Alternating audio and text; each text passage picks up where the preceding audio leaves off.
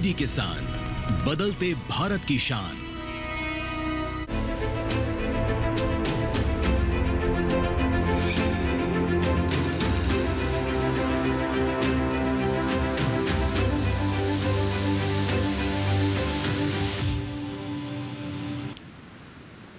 नमस्कार, आप सभी का स्वागत है दूरदर्शन किसान पर। आप देख रहे हैं हमारा खास कार्यक्रम मौसम खबर। मैं हूं आपके साथ पुलकित शुक्ला।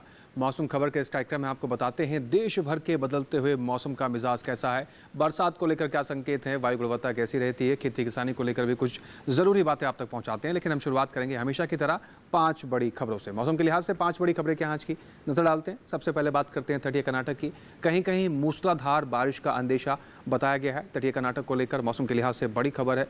मध्य महाराष्ट्र की बात करें, कुछ हिस्सों में खूब बरसेंगे बादल। मध्य महाराष्ट्र के कुछ हिस्सों में काफ़ी बरसात होने के संकेत हैं, ये भी बड़ी खबर मौसम के लिहाज से। कोंकण गोवा की बात कर सकते हैं, यहाँ पर भारी बरसात के संकेत हैं। कोंकण गोवा में कई हिस्सों में भारी बरसात के संकेत बताए गए हैं।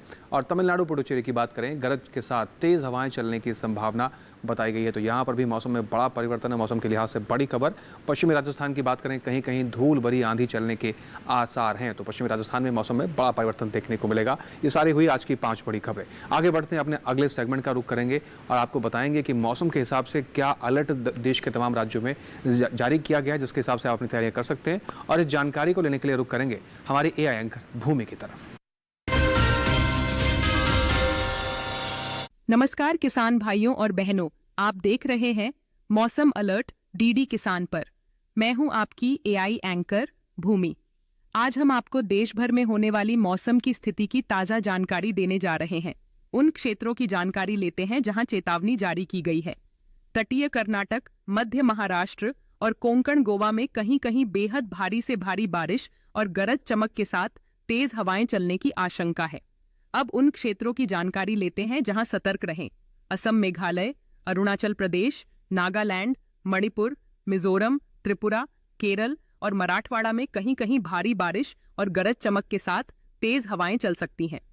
तमिलनाडु, पुडुचेरी और तेलंगाना में काफी भारी बारिश की संभावना है और कहीं कहीं गरज चमक के साथ तेज हवा चल सकती है। वहीं आंध्र प्रदेश में कहीं कहीं भारी बारिश, कहीं कहीं गरज और चमक के साथ तेज हवा चल सकती है। छत्तीसगढ़, गुजरात और अंडमान निकोबार द्वीप समूह में कहीं कहीं काफी भारी बारिश की स्थिति बन सकती है। अब उन क्षेत्रों की जानकारी लेते हैं जहां नजर बनाए रखें। हिमाचल प्रदेश में कहीं कहीं ओले गिरने और गरज के साथ तेज हवाएं चलने की संभावना है। बिहार, झारखंड, ओडिशा, उत्तर प्रदेश, हरियाणा और दिल्ली में कहीं कहीं गरज और चमक के साथ तेज हवाएं चल सकती हैं। वहीं पश्चिमी राजस्थान में गर्म हवाएं और धूल भरी आंधी चलने की आशंका है। यह थी मौसम की ताजा जानकारी। कृपया सुरक्षित रहें। धन्यवाद। धन्यवाद भूमि। जैसे कि आपने देखा अभी कि मौसम अलर्ट यानी कि मौसम की पूर्वानुमान जानकारी आप तक पहुंचाई गई। मौसम का अनुमान लगाना बेहद चुनौतीपूर्ण काम होता है, क्योंकि मौसम में निरंतर नए बदलाव होते रहते हैं। इसलिए भारत मौसम विज्ञान विभाग हमेशा की तरह नए शोध करता है ताकि आप तक मौसम से जुड़ी तमाम नई जानकारियां और सटीक जानकारी पहुंचाई जा सके। भारत का मौसम विज्ञान विभाग के कारण ही मौसम खबर के इस कार्यक्रम को हम आप तक पहुंचाते हैं और मौसम की सटीक जानकारियां आप तक पहुंचाते हैं। सोमवार 26 मई 2025 को भारत मौसम विज्ञान विभाग ने नई मौसम प्रणाली का लॉन्च किया है, यानी कि आज लॉन्च किया है। इस नई प्रणाली से क्या सटीकता आएगी और कितना बेहतर मौसम हम जान पाएंगे, आइए देखते हैं रिपोर्ट के जरिए। आज सोमवार दिनांक 26 मई को भारत सरकार के पृथ्वी विज्ञान मंत्रालय ने एक नई मौसम पूर्वानुमान प्रणाली लॉन्च की है, जिसका नाम है भारत पूर्वानुमान प्रणाली। इस प्रणाली की सबसे बड़ी खासियत यह है कि इस मॉडल की रेजोल्यूशन 6 किलोमीटर तक के इलाके में मौसम का सटीक अनुमान लगाने में सक्षम है। यह मॉडल देश भर में लोकल स्तर पर अब और भी ज्यादा सटीक मौसम की जानकारी देगा। इस सिस्टम की मदद से भारी बारिश, तूफान, गर्मी की लहर या अचानक बदलते मौसम की जानकारी पहले से दी जा सकेगी। इस अवसर पर मुख्य अतिथि के तौर पर माननीय पृथ्वी विज्ञान मंत्री डॉक्टर जितेंद्र सिंह भी मौजूद थे। आज ये जो एक नई पहल की गई है प्रधानमंत्री मोदी जी की प्रेरणा से, क्योंकि उन्होंने ही मिशन मौसम की कल्पना की थी और उन्हीं के द्वारा घोषित भी की गई थी। आज भारत FS अर्थात भारत फोरकास्ट सिस्टम, जो पूरी तरह इंडिजिनस है, जो पूरी तरह यहीं पर विकसित किया गया और जिसको विकसित करने वाली टोली में हमारी 5 श्रेष्ठ प्रमुख महिला वैज्ञानिक हैं। तो जिस प्रकार से हमारे भिन्न भिन्न विज्ञान के मंत्रालयों में महिलाओं ने आगे बढ़ कर के लीड लेना शुरू किया है, द वुमेन लेड प्रोजेक्ट्स हैं हमारे, चाहे अंतरिक्ष में है, चाहे बायोटेक्नोलॉजी में, उसका दृश्य आज आपको मौसम विभाग में भी देखने को मिल रहा है। और दूसरी बात, जब मैंने ये कहा कि भारत की अर्थव्यवस्था के विकास में अब IMD की भी भूमिका बढ़ने लगी है, तो आंकड़े के आधार पर आपको ये अनुमान होगा कि पिछले कुछ एक वर्षों में 50,000 करोड़ रुपए से अधिक भारत की अर्थव्यवस्था में बढ़ोतरी हुई है IMD की सेवाओं की वजह से। कहीं कहीं पर बाय प्रिवेंटिंग पोटेंशियल लॉसेस, जो कहीं अकस्मात बारिश के होने से, तूफान आने से, साइक्लोन आने से, थंडरस्टॉर्म आने से हो जाया करते थे और उसकी पहले रोकथाम की व्यवस्था नहीं होती थी। और कहीं कहीं बाय इंक्रीजिंग पोटेंशियल गेन्स, यानी किस समय किस खेती का प्रारंभ किया जाए, किस तरह का बीज किस मौसम में लगाया जाए, हार्वेस्टिंग की टाइमिंग कैसे हो, और आगे चल करके इसमें और भी वृद्धि होगी, ऐसा हमारा विश्वास है। क्योंकि गत 10 वर्षों में प्रधानमंत्री जी ने जो व्यक्तिगत इसमें रुचि ली नहीं था, अन्यथा ये संभव नहीं था, क्योंकि जब तक नीति निर्धारकों की ओर से, जब तक के पॉलिटिकल डिस्पेंसेशन की ओर से प्राथमिकता ना मिले, और आप इससे इसी बात से अनुमान लगा सकते हैं कि सन 2014-15 में जब ये सरकार आई है तो अर्थ साइंसेज मंत्रालय का कुल बजट मात्र 400-500 करोड़ हुआ करता था। आज वो बढ़ करके लगभग 20,000 करोड़ की तरफ जाने लगा, कई गुना बढ़ गया है। और आधुनिक युग में जब सारी की सारी डेवलपमेंट, सारी की सारी ग्रोथ, सारी की सारी इकोनॉमी टेक्नोलॉजी ड्रिवन है, तो पहली बार मोदी जी ने एहसास भी कराया है आम नागरिक को कि कितना हमारा स्टेक है इस क्षेत्र के साथ। और इसलिए जब हम बात करते हैं सन 2047 की, तो अब वो समय आ गया, क्योंकि गत 10 वर्षों में अगर आप तुलनात्मक ढंग से देखें तो उसके पहले के 10 वर्षों की तुलना में बहुत अधिक तरक्की हुई है। अब समय आया है कि हम 2047 के जो हमारे लक्ष्य हैं, जो टारगेट हैं, उसमें हमारा क्या योगदान रहेगा। और अगर आप इस विभाग के संदर्भ में देखें, IMD के संदर्भ में, तो मुझे लगता है कि हमारा सवाल ये नहीं होगा कि हमने मेट्रोलॉजिकल कैपेबिलिटीज़ को किस हद तक विकसित किया या उसमें किस हद तक सुप्रीमेसी हासिल की, बल्कि हमारा लक्ष्य ये रहेगा कि किस हद तक हमने भारत की अर्थव्यवस्था को अव्वल दर्जे में लाने में IMD का भूमिका निभाने में सफलता प्राप्त की है, both in terms of preventing potential losses, also in terms of increasing potential gains. Bharat पूर्वानुमान प्रणाली सार्वजनिक सुरक्षा, ऊर्जा, परिवहन, आधारभूत संरचना, आपदा जोखिम प्रबंधन और कृषि सहित अनेक क्षेत्रों में पूर्वानुमान क्षमताओं को उल्लेखनीय रूप से बढ़ाएगी। इसकी उच्च रेजोल्यूशन वाली पूर्वानुमान प्रणाली समय पर निर्णय लेने, तैयारियों में सुधार, संसाधनों के दक्ष उपयोग में सहायता करेगी और गंभीर परिस्थितियों में मानव जीवन की रक्षा में भी सहायक होगी। आज इस अवसर पर भारत मौसम विज्ञान विभाग के महानिदेशक डॉक्टर मृत्युंजय महापात्रा भी मौजूद थे। आज जो मौसम पूर्वानुमान प्रणाली को जारी किया गया, देश को समर्पित हुआ honourable minister of earth sciences के द्वारा, ये एक अत्याधुनिक पूर्वानुमान प्रणाली है। इसका नाम भारत फोरकास्ट सिस्टम है, इसलिए कि ये एक इंडिजिनसली डेवलप्ड सिस्टम है। और भारत मौसम विज्ञान विभाग, Indian institute of metrology, national centre for media forecasting, minister of earth sciences मिलकर इसको डेवलप किए हैं। इसका जो स्पाशियल रेजोल्यूशन है वो 6 किलोमीटर है। इससे पहले जो हमारा मॉडल था उसका रेजोल्यूशन था 12 किलोमीटर। 12 किलोमीटर रेजोल्यूशन मॉडल को लेकर हम ब्लॉक स्तर पर किसान भाइयों बहनों को हमारा पूर्वानुमान दे रहे थे। अभी जब 6 किलोमीटर बन गया, इसको हम इस्तेमाल करेंगे और पंचायत स्तर पर हम सभी किसान भाइयों बहनों को पूर्वानुमान जारी करेंगे। सिर्फ इतना नहीं, पहले जो हमारा मॉडल था वो मॉडल की तुलना में ये मॉडल जो है इसका एक्यूरेसी भी ज़्यादा है। सो इसको देखते हुए ये हमारे किसान भाइयों बहनों को अच्छा से अच्छा पूर्वानुमान देने के लिए, सतर्क सूचना देने के लिए बहुत सहायक होगा। तो आपने देखा जो नई मौसम प्रणाली विकसित की गई है, इसके जरिए और सटीक जानकारी मौसम की हमारे किसान भाइयों तक हम पहुंचा सकेंगे। इसके साथ ही यहाँ वक्त हो गया एक और छोटे से ब्रेक के उस पर कुछ और खास जानकारियां मौसम से जुड़ी हुई आप तक पहुंचाएंगे। आप बने रहें, देखते रहें मौसम खबर। हाईटेक खेती से सशक्त हो रहा है किसान।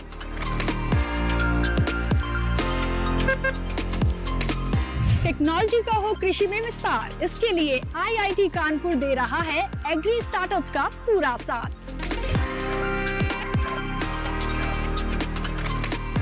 कृषि में युवाओं की भागीदारी से देश में बढ़ रहा है रोजगार।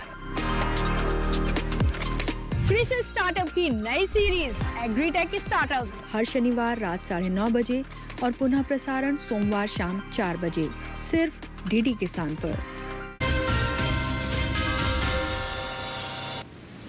ब्रेक के बाद एक बार फिर से आप सभी का स्वागत है। आप देख रहे हैं मौसम खबर। आगे बढ़ते हैं मौसम खबर में और अब बात करेंगे बरसात को लेकर आने वाले 24 से 48 घंटों में क्या संकेत जारी किए गए हैं, कहां ज्यादा बरसात होगी, कहां कम बरसेंगे बादल और कहां पर बरसात के कोई संकेत नहीं है। इसकी जानकारी आपको इस सेगमेंट में देंगे जिसका नाम है मौसम पूर्वानुमान। तो शुरुआत करते हैं मौसम पूर्वानुमान की। मेरे पीछे आप भारत का नक्शा देख रहे हैं, अलग अलग राज्यों को अलग अलग रंगों से दर्शाया जाता है। इसमें जान लेते हैं क्या कुछ संकेत जारी किए गए। सबसे पहले बात लद्दाख, लेह, जम्मू कश्मीर, गिलगित की करें, जहां पर कहीं कहीं बरसात के संकेत हैं आने वाले 24 से 48 घंटों के भीतर। हिमाचल प्रदेश, उत्तराखंड की बात करें, यहां पर भी कहीं कहीं बरसात के संकेत हैं। पंजाब, चंडीगढ़, हरियाणा, दिल्ली, पश्चिमी उत्तर प्रदेश या फिर बात करें पूर्वी उत्तर प्रदेश की, तो यहां पर भी कहीं कहीं बरसात के संकेत हैं आने वाले 24 से 48 घंटों के लिहाज से। बात करें पूर्वोत्तर क्षेत्रों की, अरुणाचल प्रदेश, असम, नागालैंड, मेघालय, अनेक जगहों पर बरसात के संकेत हैं। मणिपुर, मिजोरम, त्रिपुरा, यहां पर भी अनेक जगह बरसात के संकेत हैं। उड़ीसा की बात करते हैं, यहां पर भी अनेक जगह के बरसात के संकेत हैं। बिहार, हिमालय, पश्चिम बंगाल, सिक्किम, गांगे पश्चिम बंगाल, झारखंड की बात करें तो यहां पर कहीं कहीं बरसात देखने को मिलेगी आने वाले 24 से 48 घंटों के लिहाज से। दक्षिण भारत का रुख करते हैं। सबसे पहले अंडमान निकोबार की बात करें, यहां पर अधिकतर जगह बरसात के संकेत बताए गए हैं। वहीं तेलंगाना की बात करते हैं, अनेक जगह बरसात के संकेत हैं। भीतरी उत्तर कर्नाटक, भीतरी दक्षिण कर्नाटक, केरल, तटीय कर्नाटक की बात करें तो यहां पर अधिकतर जगह बरसात के संकेत हैं।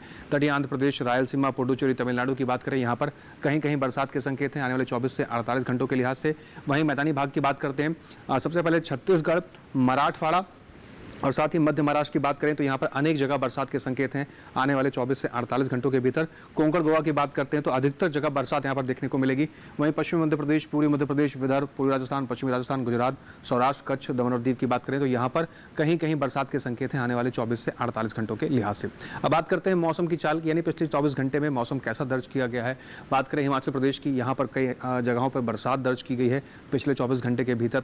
उत्तराखंड में भी कुछ स्थानों पर बरसात दर्ज की गई है। बात करें पूर्वोत्तर हिस्सों की, अरुणाचल प्रदेश में, असम में, मेघालय, नागालैंड, अधिकतर जगह बरसात दर्ज की गई है पिछले 24 घंटे के लिहाज से। नागालैंड, मणिपुर, मिजोरम, त्रिपुरा, अधिकतर जगह बरसात दर्ज की गई है। उप हिमालय, पश्चिम बंगाल, सिक्किम, बिहार, झारखंड, उड़ीसा की बात करें तो यहाँ पर भी पिछले 24 घंटे के लिहाज से कई स्थानों पर बरसात दर्ज की गई है। दक्षिण भारत की बात करते हैं, अंडमान निकोबार में अधिकतर जगह बरसात दर्ज की गई है। तटीय आंध्र प्रदेश, पुडुचेरी, तमिलनाडु में बरसात दर्ज की गई है। केरल, तटीय कर्नाटक, भीतरी दक्षिण कर्नाटक, रायलसीमा, भीतरी उत्तर कर्नाटक, तेलंगाना की बात करें, दक्षिण भारत के इन तमाम हिस्सों के अंदर पिछले 24 घंटे के लिहाज से कई स्थानों पर बरसात दर्ज की गई है। मैदानी भाग की बात कर लेते हैं, छत्तीसगढ़, पूर्वी मध्य प्रदेश में बरसात दर्ज की गई है। पश्चिमी मध्य प्रदेश, विदर्भ में कुछ स्थानों पर बरसात दर्ज की गई है। मराठवाड़ा, मध्य महाराष्ट्र में कुछ स्थानों पर बरसात दर्ज की गई है। कोंकण, गोवा में अधिकतर जगह बरसात दर्ज की गई है। दमन और दीव, गुजरात की बात करें, यहाँ पर भी कुछ एक स्थानों पर बरसात दर्ज की गई है। तो जाना हमने यहाँ पर बदलते हुए मौसम के साथ बदलते हुए तापमान की स्थिति कैसी है, आगे बढ़ेंगे, लेकिन उससे पहले यहाँ लोगों का एक छोटा सा ब्रेक। आप बने रहें, देखते रहें मौसम खबर।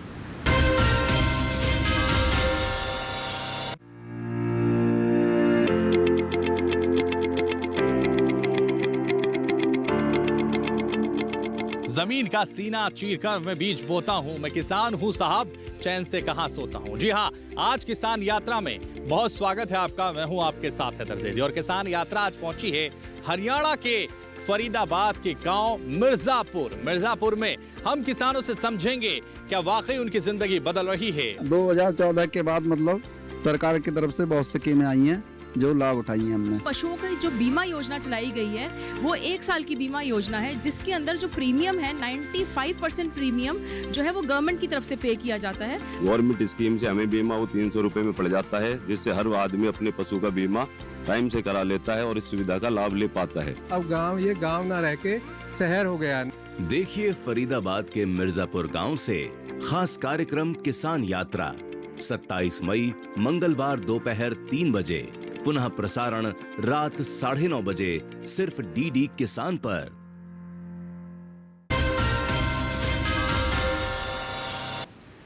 ब्रेक के बाद एक बार फिर से आप सभी का स्वागत। आप देख रहे हैं मौसम खबर। आगे बढ़ते हैं मौसम खबर में और अब बात करते हैं बदलते हुए मौसम के साथ वायु गुणवत्ता में क्या परिवर्तन हो रहा है देश के अलग अलग राज्यों में, और इस जानकारी को लेने के लिए रुख करेंगे अपने एआई एंकर भूमि की तरफ। अब बढ़ते हैं आगे और जानते हैं कि देश के अलग अलग राज्यों में वायु की गुणवत्ता कैसी है। सबसे पहले बात करते हैं राजधानी दिल्ली की।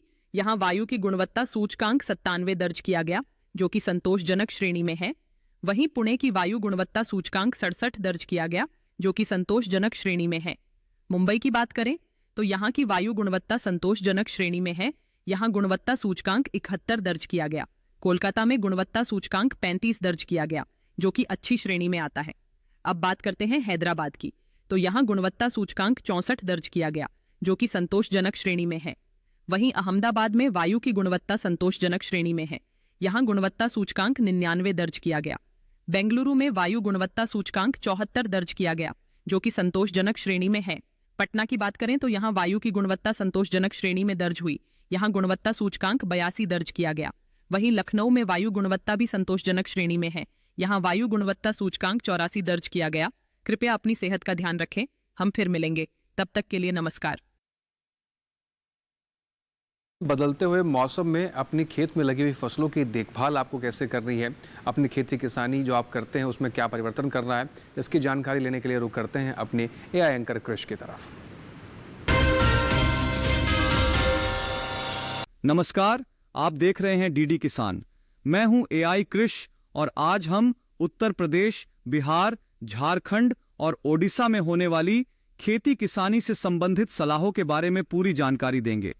उत्तर प्रदेश में मौसम शुष्क रहने की संभावना बनी हुई है, जिसको देखते हुए यहां के किसान गन्ना, जायद, उड़द और मूंग की फसल में सिंचाई कर लें। साथ ही उत्तर प्रदेश के किसान ग्रीष्मकालीन सब्जियों में भी सिंचाई कर लें। वहीं उत्तर प्रदेश के पश्चिमी मैदानी क्षेत्र में कद्दू, लौकी और करेला की तुड़ाई कर लें। साथ ही पश्चिमी मैदानी क्षेत्र में खीरा, तरबूज और खरबूज की तुड़ाई भी कर लें। बिहार की बात करें तो खरीफ धान की नर्सरी के लिए खेत तैयार करें।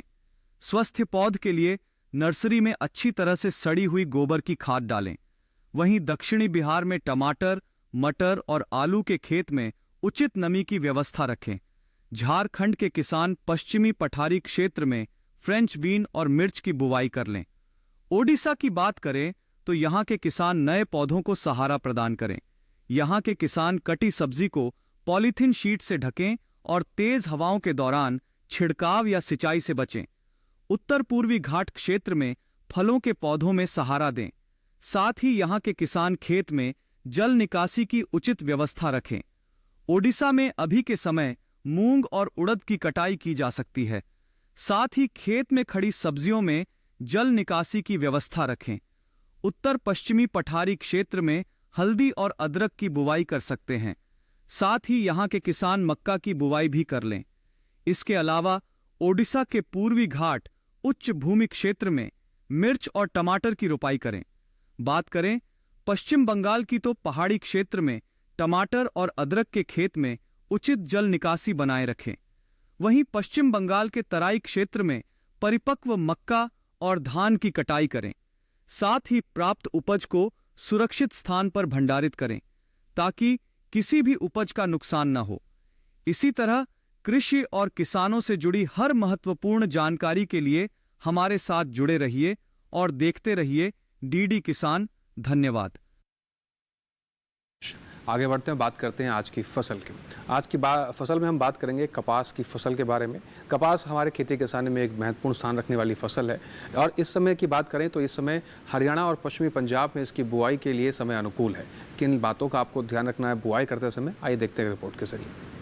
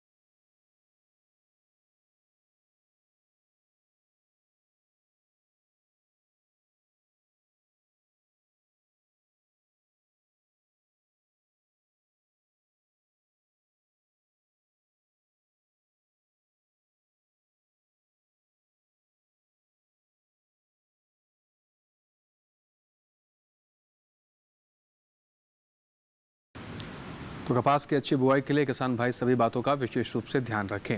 इसके साथ ही आज के मौसम खबर में बस इतना ही। मौसम खबर में दिखाई गई हर एक जानकारी को आप दोबारा से भी देख सकते हैं।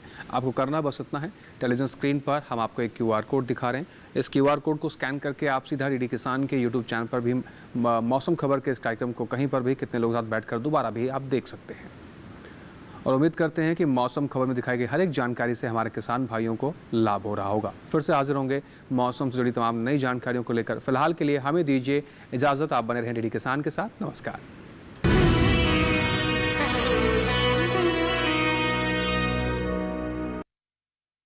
फ्रीडम फाइटर्स की कहानियां